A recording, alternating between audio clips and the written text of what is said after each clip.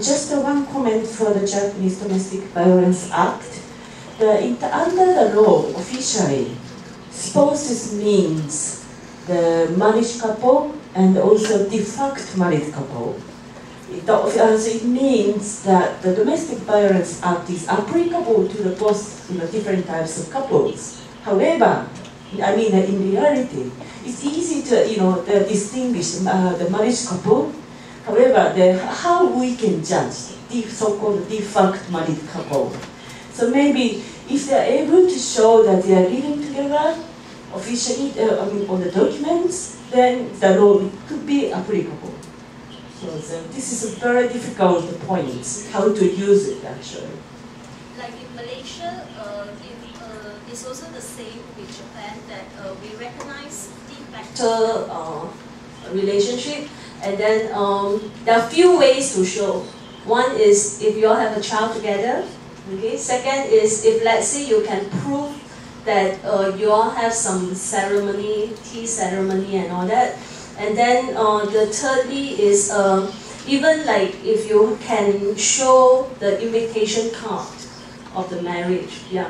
And of course another one is if you can convince the police officer that you are de facto relationship. Yeah. In Malaysia it's very person-to-person relationship. So therefore, like for example, our social workers, a lot of time, if in Mandarin, we say, 为了达到目的不择手段, meaning that you do everything and anything for the clients. Even like sometimes you have to sweet talk with the enforcement agencies, like for example the immigration official, so that we can get a foreign spouse to go back to the country with her children, and then sometimes yeah, we have to sometimes even like we have to this off record sometimes we have to smuggle a foreign spouse out from Malaysia, because we know Malaysia, we do not have enough law to protect the migration group, especially those foreign nationals who married to Malaysia, and then so they have no support. Therefore, it's easier if they can go back to their home country. So we sometimes we need to do that. We have to smuggle people out, or we do. Yeah, it's very bad. But the point is this. I think if let's say we work, our heart is for the clients. Okay, so we will need to really look into their needs, and then to see them eyes to eyes, and then face to face, level to level, not what we want to provide to them, because sometimes what we want to provide to them might not be what they want.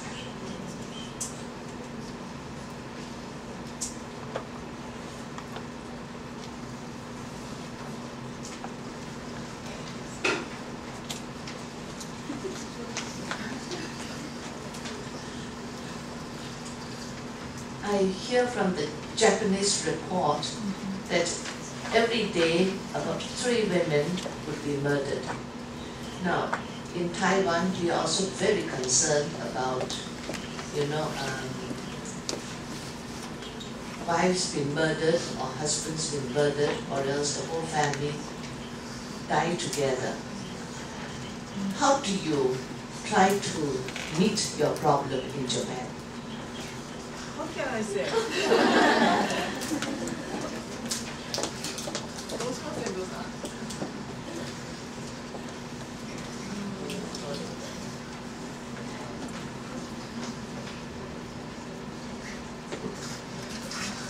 Of course, it's a very serious program, but our reality is when the murder occurred, media put attention to the case, and people start to think about it, and we can say inappropriateness of the police behavior. So we keep saying that many wives are killed by their husband and boyfriend. But we also want to say that not killing, there's other domestic violences, and our challenge, one of our challenges is to talk about mentally, psychologically manipulation, or psychologically abuse or sexually abuse thing is very difficult to talk about. So we have concern both of them.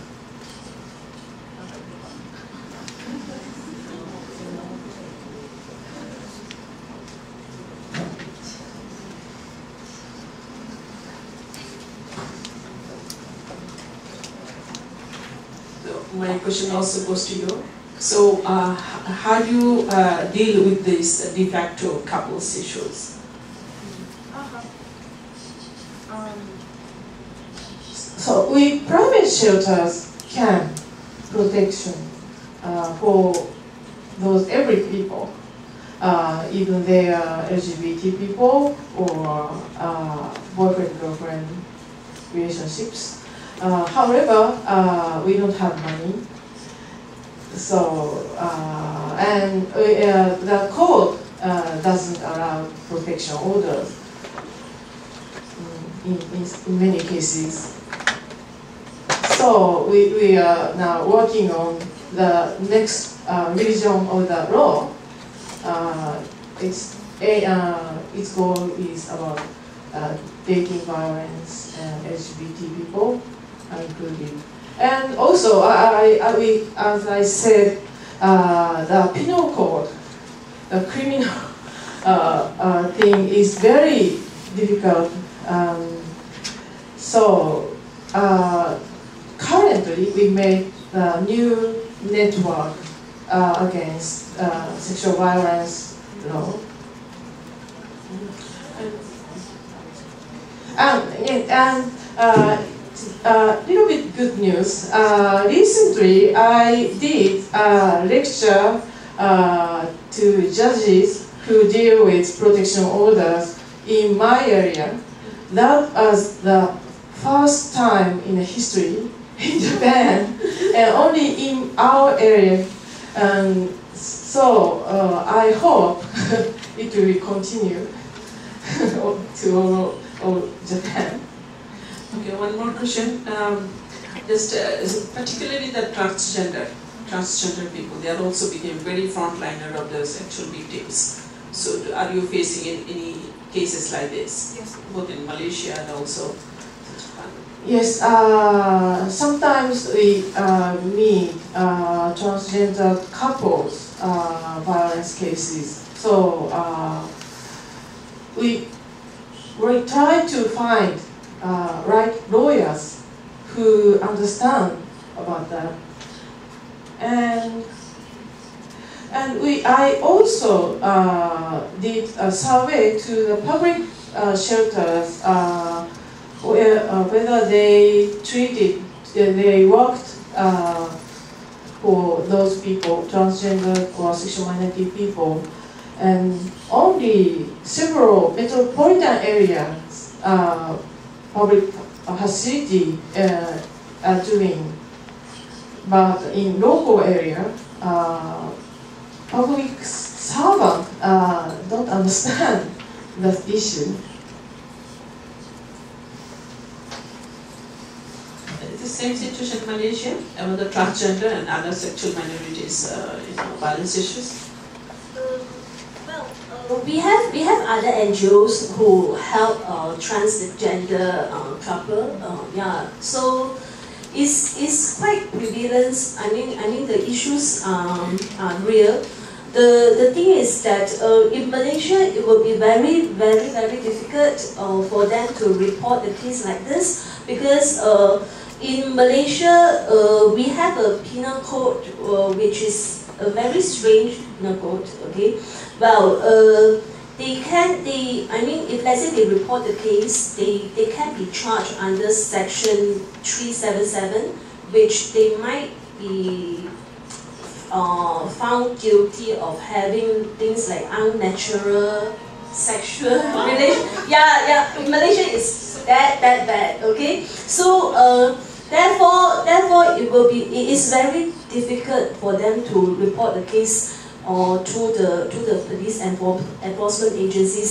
So when we handle a case like this, and then so we will be looking into how to actually stop the physical violence, meaning that can we actually transfer them to other places or safe places, and so that the violence is stopped. But when you come to go to the police and to report the case, normally, unfortunately, we don't do that because of the consequences that might face. I would like to make the comments because the organizers and also our very soon upcoming the Asian Women's Network of Shelters has to address these issues. Right? Sisters, because this is very emerging sisters. You see in a Muslim country they call unnatural relationship. So we still couldn't do anything about the heterosexual gender-based violence. Then it's coming up as a homosexual issues and same-sex relationships, and also a fiancé and living together. And so many other new kind of complication issues is coming, and that we really, all the shelters, managers and shelter program, we need to really address these issues. I think when our network will be existing, so the network secretariat has a responsibility to really share the information, what is happening in the other parts of the world, how the global women's shelter network is addressing and dealing with these issues. So we need to learn some from other sources. Yeah, and also another thing is how to actually have a better protection policy for the shelters.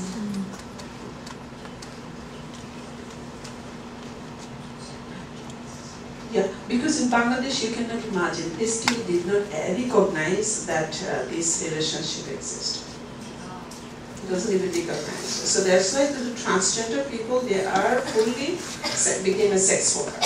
So they try to change themselves, and the police as the most corrupt part, who really regularly rape them and beat them and ask the money, and they are completely helpless.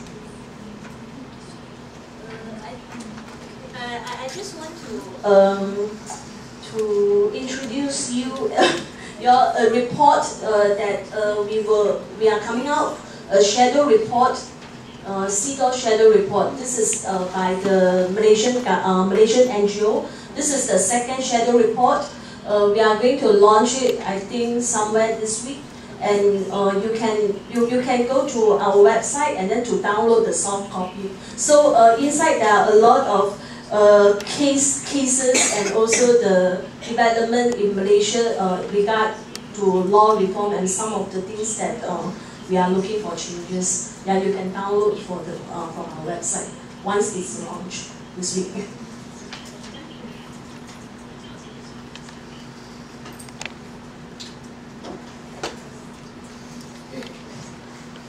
Timur also the similar kind of issues.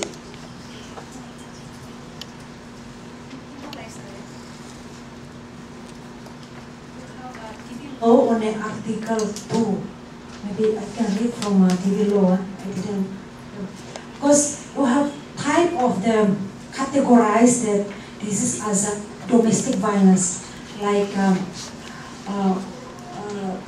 when the victim is like a wife. First, they are let's hang on just 1 second.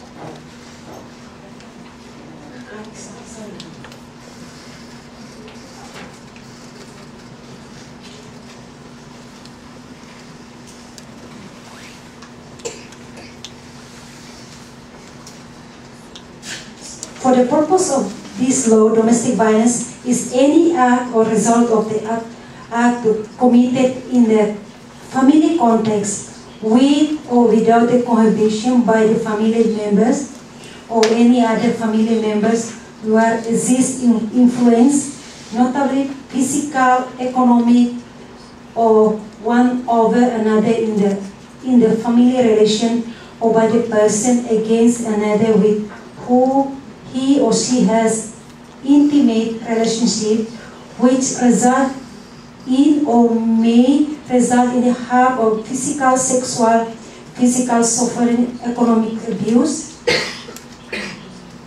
in treatments of act of intimidation, insult, bodily assault, coercion, harassment, or deprivation of the liberty. So I have a 5 category of the family that consider like spouses or the former spouses, and the people who live or have lived in the condition similar to that of the spouses, even without the cohabitation, and an accident or descendant for both or only one spouse or whoever in the situation described in the preceding paragraph, provided they are in the same context dependency of the family economy. And the third is any other person who is in the same context of the dependency of the family economy, including whoever carry out the continuation of the subordinary of the domestic labor activity. So it's like if they have a relationship, the victim have the relationship with the suspect or the perpetrator. You just see from the, you have a penal code, and also develop penal code, I see 2 to 5, is give it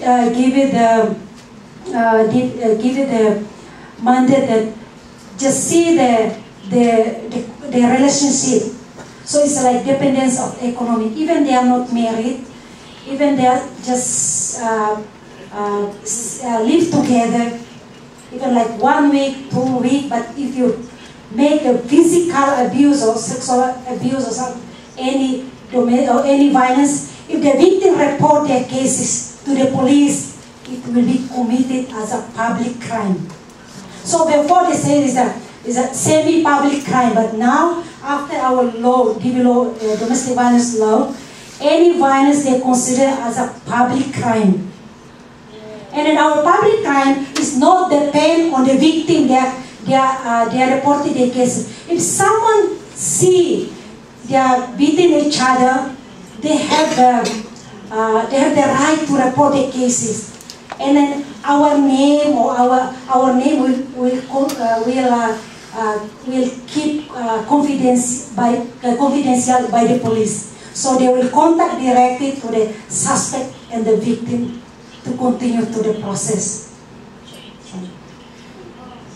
Yeah. So now our any violence is considered as a public crime. It's on our penal code on the 225 is already. Is there any punishment if I thought they are fighting each other, but I don't know what is not, and then someone know it and report it to the police? Of course, that's why I say, like, violence is already considered as a public crime. So the report is not depend on the victim.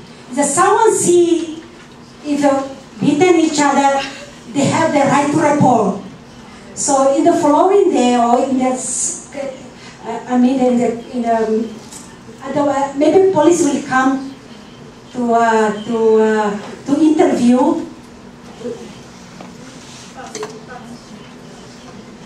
But is it a must to report the crime to the police? Is it a must? Yes, of course, because you know that violence, you have the law already. Everybody, all of people. You have, in Timor-Leste already have a campaign, socialization of the existence of the law. So people already know that violence is considered as a public crime. So it's not depend on the victim. Who knows or who see the violence, they can report the cases.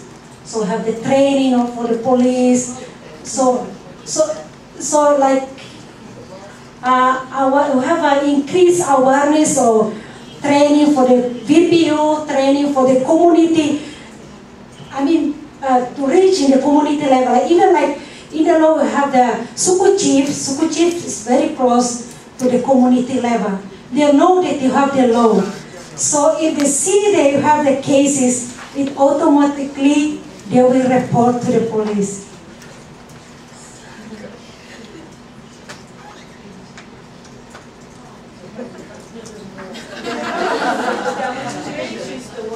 So Timor-Leste is very new, but they already know that very strict with the implementation of the civil law.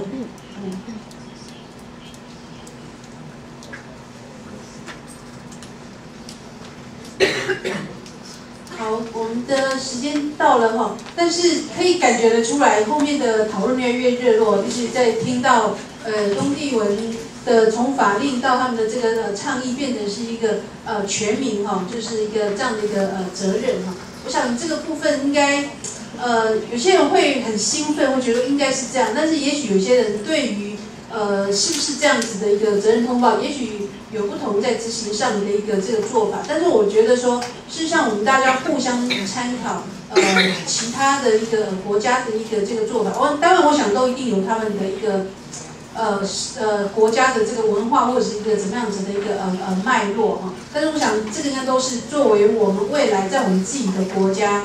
要再去推动这个我们的法令怎么样的往前走的时候，我觉得那个是一个非常宝贵的一个可以去参考的哈。那我希望是在我们这2天都可以有这么样子的一个宝贵的一个这种经验的一个这个交换。那尤其是法令，确实就是说我们在这个实务执行上，它是一个最 power 的一个这个依据哈。所以怎么样把我们的法令政策可以去修得更完备？那我想就是。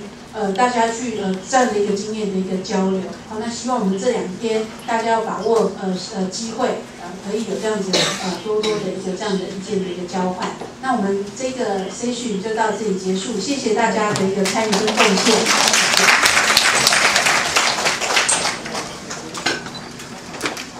Thank you, Miss.